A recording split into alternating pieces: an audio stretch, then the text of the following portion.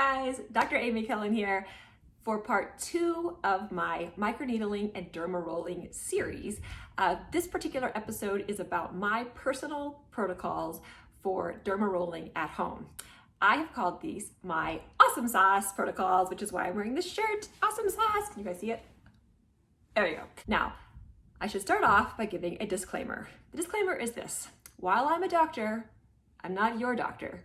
So please don't think of any of this as medical advice. Please talk to your own doctor before acting on any of these things that I'm saying. Think of me as like the kind of quirky aunt at the end of your dinner table who is rattling on about a lot of subjects, seems to know some things, but you're not quite sure about it, so you're definitely gonna check with your own doctor before you proceed. All right, with that done, let's proceed with protocols. So first of all, contraindications. Who should not be dermarolling at home? If you're pregnant, you should not be dermarolling. The reason is because we don't know. We've never tested these protocols on pregnant people. In general, we treat pregnant ladies with kid gloves, and we don't recommend doing any cosmetic procedures. So if you're pregnant, please abstain. If you have any kind of active inflammation or infection on your skin, then you don't want to be rolling needles around and spreading that around to other parts of your skin. So for instance, if you have active acne, if you have an infection of some sort, if you have psoriasis that's flared up, if you have active rosacea, if you have active eczema, you see what I'm saying? Any sort of active inflammation, infection, if you have skin cancer, any of these things, you don't want to be doing these procedures until you talk to your doctor. If you have very dark skin, then you could be prone to develop something called post-inflammatory hyperpigmentation. So in those cases, I would definitely talk to your physician first before doing these treatments. These things usually still can be done, but you have to be very careful. You want to go not quite as deep. You may want to use some lightening creams beforehand. So talk to your doctor if you are a darker skinned individual. And finally, if you have a history of herpes infections, if you have a history of cold sores on your lips, which is a herpes simplex 1 infection, you want to know that anytime you do needling around your face, that you can activate that herpes infection, and they can actually be pretty severe. So you want to talk to your doctor about potentially doing an antiviral like Valtrex before doing any fairly deep microneedling procedures. So those are your main contraindications. If you're worried, again, obviously talk to your doctor. Don't rely on the crazy aunt at the end of the table. All right, so my protocols. So first of all, you want to purchase your Dermaroller. Now, I'm gonna do episode 3. Part 3 of the series will actually be more about specific devices, serums, kits, etc. I will go deep into my thoughts on devices. But for now, let's say you purchased the device. You have the device at home. About 2 weeks before the procedure, you want to make sure that you're doing really good quality skincare. I really recommend using a vitamin A and a vitamin C serum every day in the 2 weeks before these treatments, especially if you're doing a more aggressive or deeper treatment. Vitamin A activates at least 400 different genes in your dermis and epidermis that are involved in cell repair, maintenance, differentiation, etc. So vitamin A, think of it as A, this is an A, for activating genes. So really important. You also want to do vitamin C serum. Vitamin C, which one of these is right for you? Vitamin C is for collagen. Vitamin C is really important for collagen activation, and applied topically is fantastic. So get your skin ready so that when you're doing these procedures, you have this amazing canvas that's ready for painting, if you will. You want to stop your retinoids and tretinoids and retinols about a week ahead of time if they cause irritation on your skin. So if you're someone who, whenever you use retinoids, you get red skin, irritated skin, dry skin, crusty skin, etc., stop all of those things, because again, you want to go into these procedures with really clear, nice skin. You also want to stop using self-tanners a few weeks ahead of time in whatever area you're microneedling. You don't want to be microneedling and pushing those pigments in the deeper parts of your skin, if you can imagine. And then finally, again, if you have darker skin, you may be wanting to do some lightening creams or serums ahead of time. Talk to your doctor about that because there are a lot of different formulations out there, and some of them do have some side effects that you should be aware of. All right, so now it's the day of. We're ready to do our procedure. If you're doing a pretty superficial microneedling like a 0.25 or 0.3 or even a 0.5, you don't have to be quite as careful with all of these things that I said, but it's still good form to do so. I'm talking more today about the deeper procedures like 0.5 to 1 millimeter, say. Now, At home, we don't generally recommend that you go deeper than about 0.5 to 1 millimeter. You don't want to be striking blood. You don't want to be bleeding at home. You don't want to have like the Kim Kardashian vampire bloody face when you're doing this at home. Your goal at home is to have nice pink skin when you're done, not to have a bloodbath on your face. First, you're going to clean your skin, soap and water, or whatever you use, clean your skin really well.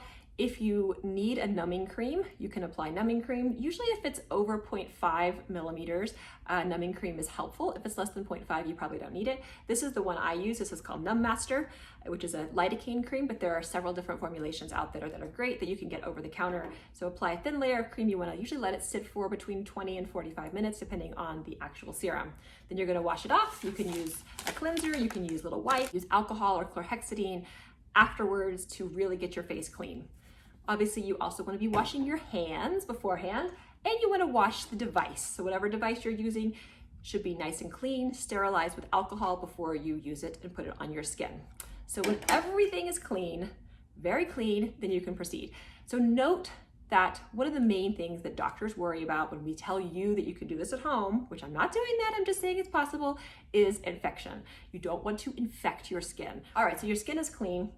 Next thing you're going to do is you're going to apply your topical serum. Now, I'm going to have a whole video about this and what types of serums that I like. But again, vitamin C, vitamin A, growth factor serums, stem cell culture media serums, peptide serums, all of these things can be used.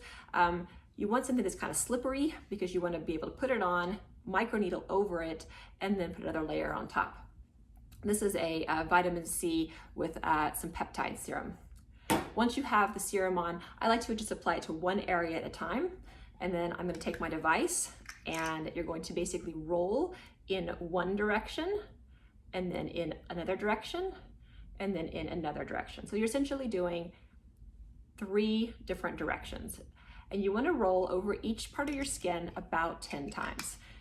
You should notice that your skin is becoming pink, it's becoming alive, and that's your endpoint in general when you're doing this at home. After you've done the entire face, say, then your face will be nice and pink. Then you want to apply one more layer of whatever the serum that you're using is. One thing that you can do that's a great trick is you can get a chilled face mask and you can put it over your face. Chilled hyaluronic acid face mask, or one that I've been using recently is a CBD face mask by Bebo. Basically put it in your refrigerator or your freezer, let it get nice and cold, and then when you put it over your face after microneedling, you can really cut down on the inflammation, the redness, and it feels really good as well. So how long should you wait afterwards before you start wearing makeup? A lot of that depends on how deep you are going with your microneedling. If you're just doing something like a 0.25, then I would wait about 20 to 30 minutes until those channels have closed up, and then you can probably use your makeup and sunblock as usual. If you're going deeper, 0.5, 1, certainly anything above 1, then you want to wait longer. With my patients, if I go over a 1 millimeter in depth, then I usually have them not put anything on their skin until the next morning, because I know that by the next morning, all those holes have closed up, the inflammation, if I cause any, is mostly gone, and then that's a good time to start wearing your mineral sunblock and your makeup. So that brings me to sunblock. Sunblock is really important after microneedling. I mean, really in general, like if you're concerned about your face, if you're going to the effort to buy dermarollers, then you should be wearing sunblock every single day on your face. But especially after a deeper dermarolling treatment or deeper microneedling treatment. There are lots of good brands out there. I prefer mineral sunblocks. Sunblocks are going to contain things like zinc oxide or titanium dioxide. They're going to physically block the sun from getting to your skin, which is different than a sunscreen, which is just going to have chemicals that prevent the sunburn from happening. So that's it. So basically you're going to apply your sunblock every day thereafter. When can you repeat? If you're doing a 0.25, you could probably do that up to every other day if you wanted to. If you're doing a 0.5, 1 to 2 times a week is as much as you want to do. If you're doing a 1 millimeter depth, then I would say about once a month for several sessions. If you're doing deeper than that, then probably once every 4 to 6 weeks, and you want to only do maybe 3 sessions and then give your skin a break. And again, I'm not advocating for you to do that deep at home, but if your doctor or esthetician is doing something that deep with you, that's about the timing of it. And then one last little piece is about actual depth.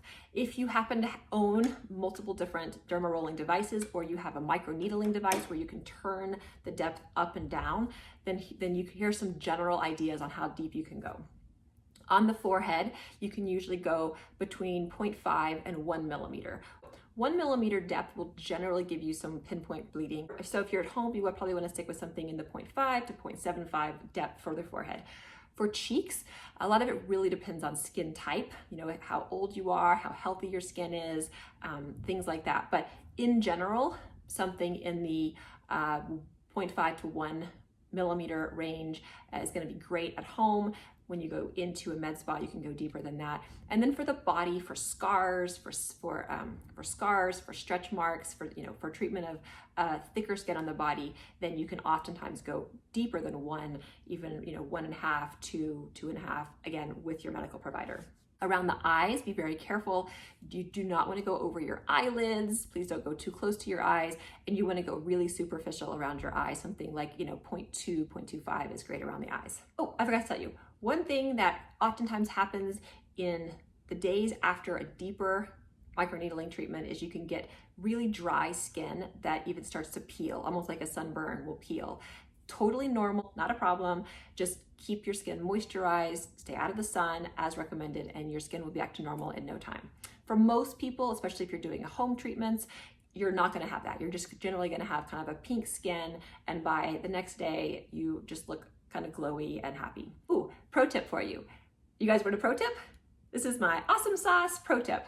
I love doing a pretty superficial dermarolling treatment like 0.25, 0.5 on the day of, before I go to an event or before I have to be on camera or things like that. Not that I'm doing a lot of fancy events, but if I was, then I would be doing some dermarolling in the morning beforehand. Obviously try this out on yourself, but for me, I found that if I do a superficial dermarolling treatment, my skin is nice and plump and youthful, and it's like glowing and happy. That's how I want to look when I go on camera or go to a party or event or something. So that's something that you can do at home that gives you a quick fix. The actual skin rejuvenation part, the part where your collagen is building, the part where you're laying down new skin and elastin, is going to take several months. But you can get an immediate plumping at the superficial depths that you can see right away as well.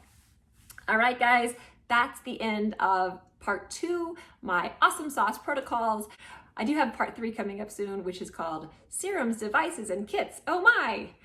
And if you don't understand that reference, then maybe you're too young to be dermarolling. Anyway, that's coming up soon. I will talk all about some of my favorite serums. I'll talk about devices, whether or not you should be paying more, whether you should be buying them on random Chinese websites. We're gonna go really deep into that, and my answers actually may surprise you. But for now, have a great day. Have an awesome day. Goodbye.